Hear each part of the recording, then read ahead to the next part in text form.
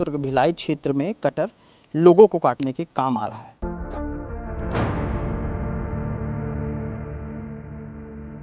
अठारह साल से कम के युवक आते हैं अपने हाथ में तेज तर्रार कटर लेकर के और शौर्य शुक्ला पे वार करते हैं।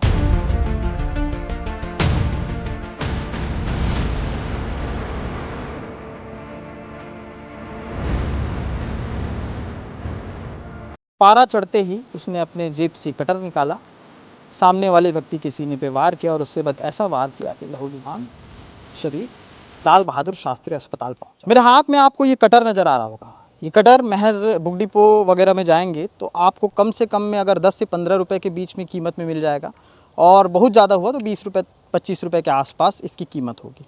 साइज़ के हिसाब से ये बड़ा छोटा भी होता है। इसके अंदर धारदार हथियार की तरह एक तेज तर्रार चाकू भी होता है। कटर थर्माकोल काटने के काम आता है, लेकिन आजकल दुर्ग भिलाई क्षेत्र में कटर लोगों को काटने के काम आ रहा है। काम या बुरे काम। नमस्कार, मैं सीमांत हूँ। केपी न्यूज़ देखना शुरू कर चुके हैं। कैमरे के पीछे सचिन भाऊ हैं। लगातार भिलाई दुर्ग से जुड़े क्राइम के किस्से हम लोग ऐसे ही खबर के किसी कोने से आप तक पहुँचाते रहते हैं, दिखाते रहते हैं। आए दिन कोई ना कोई ऐसी खबरें हैं जो क्राइम के रेशियो को इजाफा कराने में पूरी पुरजोर मेहनत करते रहती है। एक तरफ दुर्ग पुलिस भी अपना काम कर रही है, क्राइम को रोकने की कोशिश कर रही है, दूसरी तरफ क्राइम भी उसी तेज़ी से बढ़ता नज़र आ रहा है। अब दोनों की आपस में जंग है। इस आपस की जंग में बिचौलिए हम वो लोग जो आपको वो तस्वीर दिखाते हैं जिस तस्वीर में हुई हकीकतें बेहद डरावनी होती हैं, जिसकी तस्वीर मैं आपको नहीं दिखा सकता। अभी एक मामला हुआ है। मामले में नाबालिग मतलब 18 से कम उम्र के लड़कों ने एक शख्स जिसका नाम शौर्य शुक्ला है, जो BIT कॉलेज का छात्र था, गर्ल्स कॉलेज के पीछे अचानक से लड़ाई होती है। 18 साल से कम के युवक आते हैं अपने हाथ में तेज तर्रार कटर लेकर के और शौर्य शुक्ला पे वार करते हैं और वहाँ से फरार हो जाते हैं। फरार होने के बाद भी जिसको कटर लगा है उसको ये मालूम है कि किसने मारा है। उसके बावजूद भी किसी तरह का मामला दर्ज नहीं हुआ। जिसको लगा है उसने ये साफ साफ कह दिया कि मैं किसी तरह का अपराध नहीं दर्ज कराना चाहता, मैं किसी तरह का आवेदन नहीं देना चाहता। इसका क्या कारण है मैं आपको बाद में बताऊंगा। सबसे पहले कि 18 साल से कम उम्र के वो लड़के जिन्हें पढ़ना लिखना चाहिए, जिनके माँ बाप को उनके भविष्य की चिंता रहनी चाहिए, जिन बच्चों को खुद अपने भविष्य की चिंता रहनी चाहिए, वो अपने जेब में, जिन्हें पैंट पहनने का शऊर नहीं है, वो अपने जेब में इस तरह से कटर लेकर के घूम रहे हैं। अब सवाल उठता है कि पुलिस क्या कर रही है। बार बार लोग ये सवाल करते हैं कि पुलिस क्या कर रही है। तो पुलिस हर एक के जेब में जा कर के ये सारी चीज़ें चेक तो नहीं करती रहेगी कि किसके जेब में कटर है, किसके जेब में गुप्ती है, किसके जेब में चाकू है। चीज़ें सामान्य हो चुकी हैं तो इसमें हाथ में लेकर के, जेब में लेकर के, बैग में लेकर के घूमना भी बहुत आसान है। इससे भी ज़्यादा आसान है, सबसे ज़्यादा अगर आसान आज की डेट में कोई चीज़ हो गई है तो वो है किसी के ऊपर कटर चलाना। ऐसे कई मामले हमने आपको दिखाए हैं, मैंने और सचिन भाऊ ने। इससे पहले भी खुर्सी पार का एक लड़का जो सिविक सेंटर में अपने कुछ दोस्तों के साथ चाय कॉफ़ी पीने आता है, पीछे से कुछ लोग आते हैं, 3 लोग एक गाड़ी में आते हैं, वो गाड़ी को सामने खड़ा कर देते हैं। खुर्सी पार में रहने वाले शख्स ने सिर्फ इतना कहा था कि भाई साहब गाड़ी को पीछे कर लीजिए। बस इतने में पारा चढ़ गया। जैसा कि गर्मी का चढ़ा हुआ है, पारा चढ़ते ही उसने अपने जेब से कटर निकाला, सामने वाले व्यक्ति के सीने पे वार किया और उसके बाद ऐसा वार किया कि लहूलुहान शरीर लाल बहादुर शास्त्री अस्पताल पहुंचा। उसके बाद ये खबर पूरी कंप्लीट हुई थी। उसके एक हफ्ते बाद दुर्ग पुलिस CCTV फुटेज खंगालती है और उसके बाद उन तमाम आरोपियों को पकड़ती है जिन आरोपियों ने वो कृत्य किया था और जिस कृत्य को ये सोचा जा रहा था कि ये तो बेहद मामूली सा मामला है। मामूली सा मामला ये था कि वहाँ पर गाड़ी खड़ा करने के लिए मना किया गया, लेकिन मामूली सा मामला ये नहीं है कि अपने जेब के भीतर से कटर निकाल करके सामने वाले के ऊपर वार कर देना।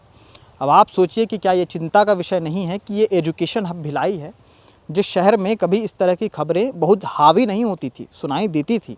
मैं ये नहीं कहूँगा, क्योंकि पिछले बार मैंने अमन पसंद शहर कहा था तो कुछ लोग कमेंट कर रहे थे कि भिलाई पहले इस तरह से रह चुका है, गुंडागर्दी ये सारी रह चुकी है, लेकिन इतना नहीं था कि 18 साल से कम उम्र के लड़के अपने हाथ पैर में, अपने शरीर में, अपने जेब में चाकू और गुत्ती लेकर के घूमे। कटरबाजी अब आम हो चली है, जिसका आतंक इतना फैल गया है कि शहर में हर दूसरा व्यक्ति इस डर से रहता है कि कहीं 6-7 बजने के बाद अगर किसी से कुछ विवाद होता है तो हो सकता है सामने वाले किस नशे में हो और वो आप पे कटर चला दे। अब नशे का जिक्र आया तो मैं नशे की भी बात बता देता हूँ। कल ही नशे का कुछ खेप दुर्ग पुलिस ने पकड़ा है। इससे पहले भी दुर्ग पुलिस तमाम ऐसे खेप पकड़ते आई है, तमाम ऐसे नशे की गोलियों और उनके सौदागरों के कालर को पकड़ते आई है, उन्हें अंदर करते आई है। फिर भी नशे का कारोबार जितनी तेज़ी से बढ़ा है, ये फिर ऐसे देखा जाता है कि जिन जिन स्टेट में स्टूडेंट जिस शहर में ज़्यादा होते हैं, उस शहर में इस सामान की या नशे के ऐसे सौदागरों के तहत बिकने वाले गोलियों की बिक्री जो है बढ़ जाती है। अब ये भी एक चिंता का विषय है। सवाल हर इस खबर में है, सवाल मेरे खबर के हर एक पैराग्राफ में है, अगर आप सोचना चिंतन करना चाहें तो। शौर्य शुक्ला वाला मामला, जिसमें शौर्य शुक्ला ने ये सोचा कि मुझे जिस 18 वर्ष से कम उम्र के शख्स ने मारा है, कहीं उसके बारे में मैं कंप्लेन करूं और फिर से वो आकर के मेरे ऊपर वार करे, उससे अच्छा है कि मैं उसके बारे में कंप्लेन ही नहीं करता। मेरे जानने में एक और शख्स है जिसकी स्कूटी को कुछ लोग ठोक देते हैं और उसके बाद उसी को पकड़ करके मारने की कोशिश करते हैं, हालांकि उसने भी अपने नाम को बताने से मना किया। ऐसे कई लोग हैं जो इस डर से आवेदन नहीं देते, पुलिस तक पहुंच नहीं पाते कि कहीं वो व्यक्ति वापस आकर के फिर से वार ना कर दे। क्षण भर का समय लगता है। क्षण भर का समय क्यों लगता है? क्योंकि आदमी बेसुध रहता है। जो कटर चलाने वाला है, चाकू चलाने वाला है, वो बेसुध रहता है। बेसुध क्यों रहता है? एक ख़ास किस्म की गोली है नाइट्रोटेन, जो बहुत आसानी से मिल रही है, जिसकी पूछ परख कहाँ से हो रही है, जिसका खेप कहाँ तक उतर रहा है, ये अब तक किसी को जानकारी नहीं हो पाती, लेकिन बहुत आसानी से आजकल के लड़कों को मिल जाती है। मैं जिस जगह पे खबर बना रहा हूँ, मेरे ठीक अपोजिट में एक ऐसा गार्डन है, जिस गार्डन में भी अभी कुछ लोग बैठ कर के ये सारी चीज़ें कर रहे थे। किन किन लोगों को जा कर के बताया जाए कि जागरूकता अभियान फैलाया जाए कि आप गलत कर रहे हैं। आखिर ये सारे मामले जो हैं धीरे धीरे बढ़ते बढ़ते किस ओर जा पहुँचेंगे? नशे की दवाइयाँ हैं, ये नशे का महासागर है, जिसमें नाइट्रोटेन नाम की गोली जो डुबकी लगा रही है, और इस डुबकी में वो तमाम युवा फंसते जा रहे हैं, डूबते जा रहे हैं।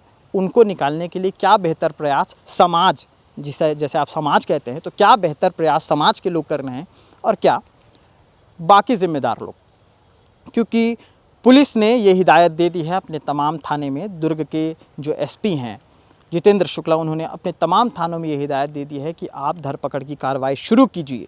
अगर कहीं भी ऐसे व्यक्ति चौक चौराहों पर पाए जाते हैं जो नशे में बेसुध घूम रहे हैं, तो उनको पकड़ करके उन पे कार्रवाई कीजिए।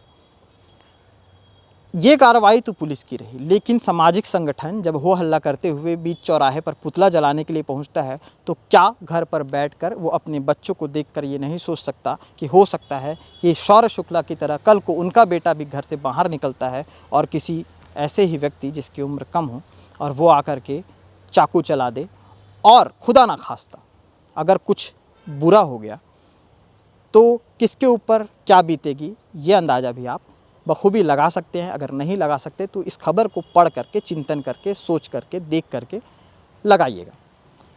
कैमरे के पीछे सचिन बाबू हैं। सचिन लगातार मेरे साथ उन तमाम जो केसेस रहते हैं उसको लेकर के मेरे साथ रहते हैं, उन तमाम चीज़ों पर डिस्कस करते हैं हम लोग, और वो चीज़ों को बारीकी से देखते हैं।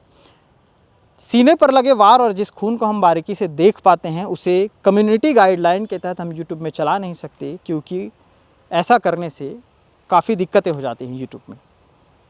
तो ये सारी चीज़ें हैं। शहर एक वाकई में शांत शहर है। शहर में बहुत कुछ होते रहता है, बहुत कुछ को रोकने के लिए पुलिस भी है, लेकिन कुछ ज़िम्मेदारों को भी सामने आना पड़ेगा। और ऐसे नशे को लेकर के, नशे के कारोबारियों को लेकर के, या आपके आसपास कोई ऐसा कारोबारी है जो नशे का खेप बेच रहा है, इस तरह से कोई काम कर रहा है, उसकी भी धरपकड़ आप बाकायदा पुलिस को बता करके करवा सकते हैं। मैं फिर से अन्य खबरों के साथ लौटूंगा। देखते रहिए केपी न्यूज़। कैमरे के पीछे सचिन थे, मैं सीमांत। शुक्रिया।